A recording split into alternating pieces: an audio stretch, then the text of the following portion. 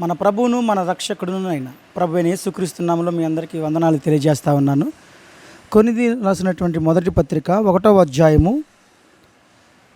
22వ వచనంలో చూసినట్లయితే, యూదులు సూచక క్రియలు చేయమని అడుగుతున్నారు, గ్రీసు దేశస్థులు జ్ఞానము వెదుకుచున్నారు.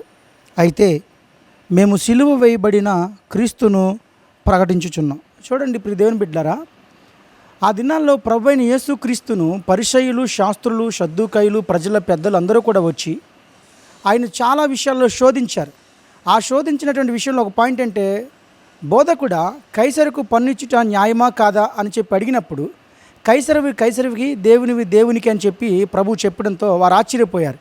అంటే వాస్తవానికి గ్రంథాల్లో ఉన్నటువంటి మాటలు ఏంటి అని అంటే, మెస్సయ్య వచ్చినప్పుడు రాజ్యాన్ని స్థాపిస్తాడు, ఇశ్రాయేలుకు నెమ్మదిస్తాడు. ఆయన గురించినటువంటి లేఖనాలన్నీ కూడా యూదులు చదివారు. అయితే వాస్తవానికి వాళ్ళు అనుకున్నటువంటి రాజ్యం వేరు, ప్రభు స్థాపించాలనుకున్న రాజ్యం వేరు. వాళ్ళు అక్కడే కొంత కన్ఫ్యూజన్ అయ్యారు. వీళ్ళు ఏమనుకున్నారు అసలు యూదులు అని అంటే, వాస్తవానికి మెస్సయ్య వస్తాడు, వస్తే కనుక రోమన్స్ మీద తిరుగుబాటు చేస్తాడు, అనేక జనాన్ని మన జనాన్ని అందరం కూడా తిరుగుబాటు చేసి మనకు రాజ్యాన్ని మనకు అప్పగిస్తాడు అని చెప్పి వాళ్ళు అనుకోవడం జరిగింది. అదే రీతిలో మెస్సయ్య వస్తే ఎలా ఉంటాడంటే యుక్తి గలవాడై ఉంటాడని చెప్పి వాళ్ళకి కనబడుతూ ఉంది. అతిశయుక్తి గలవాడిగా ఉంటాడు అని చెప్పి కనబడుతూ ఉంది. రాజకీయ మేధావి అయి ఉంటాడు అని చెప్పి లేఖనాల్లో కనబడుతూ ఉంది.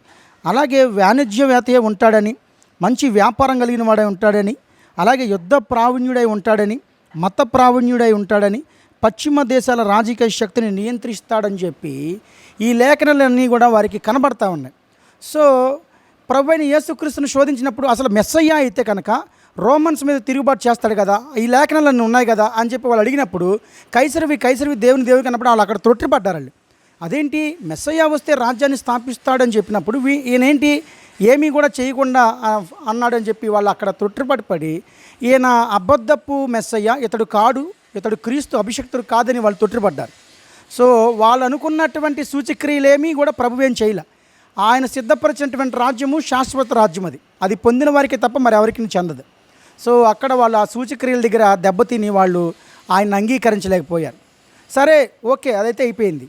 సరే, గ్రీసు దేశస్తులు ఏం ఎదుగుతున్నారు అని అంటే వాళ్ళు జ్ఞానం ఎదుగుతున్నారంట. అంటే పౌలు గారు ఎక్కడికి వెళ్ళి ప్రకటించినా, ఇదిగో అయ్యా దేవుని కుమారుడు క్రీస్తు యేసును నమ్ముకోవడం ద్వారా మీ పాపములు క్షమించబడతాయని చెప్పినప్పుడు, దేవుడు అంటే ఎలా ఉండాలి అసలు?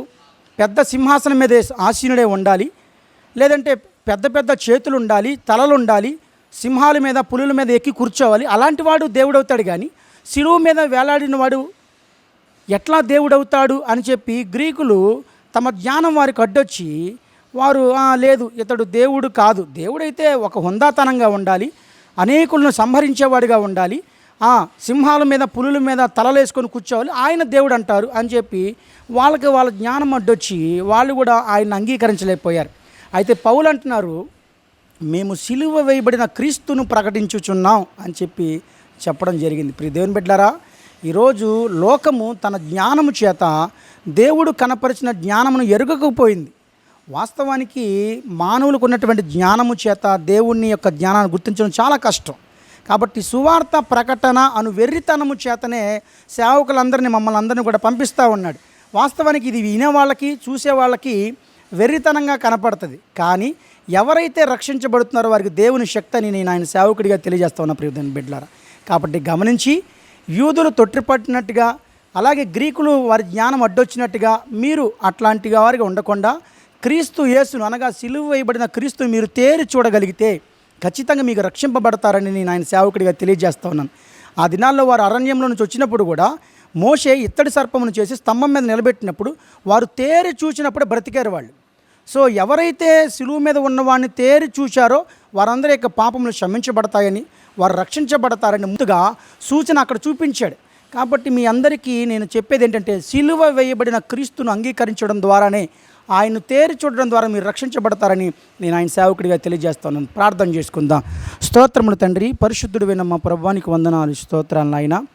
విత్తబడినటువంటి వాక్యమును నాయన మా యొక్క బిడ్డలందరి హృదయాల్లో భద్రపరిచి వారికి జ్ఞానమును వివేకమును అనుగ్రహించి నిన్ను తెలుసుకునేలాగిన వారి మనోనేత్రాలు వెలిగించమని ప్రార్థన చేస్తూ ఉన్నాను. ఎంతమంది అయితే నాయన అనారోగ్యంతో బాధపడుతున్నారో, ఆర్థిక ఇబ్బందులతో బాధపడుతున్నారో, వ్యాపారం సరిగ్గా సాగక, ఉద్యోగాలు సరిగ్గా లేక బాధపడుతున్న వారందరినీ కూడా జ్ఞాపకం చేసుకొని, వివాహాలు జరగగా ఉన్నవారిని, అలాగే గర్భఫలం లేని వారందరూ కూడా జ్ఞాపకం చేసిన వారందరికీ కూడా సహాయం చేసి, మహిమ ఘనత ప్రభావాన్ని మీరే పొందమని మా ప్రభువును మా రక్షకుడునునైనా యేసుక్రీస్తు నామమున ప్రార్థించి వేడుకుంటున్నాము తండ్రి. ఆమేన్, ఆమేన్, ఆమేన్. ఇప్పుడు దేవుని బిడ్డలారా, ఈ వాక్యం మీకు దీవెనకరంగా ఉన్నట్లయితే కనుక షేర్ చేయండి, సబ్స్క్రైబ్ చేయండి. God bless you, God bless to all. షాሎም, షాሎም to all.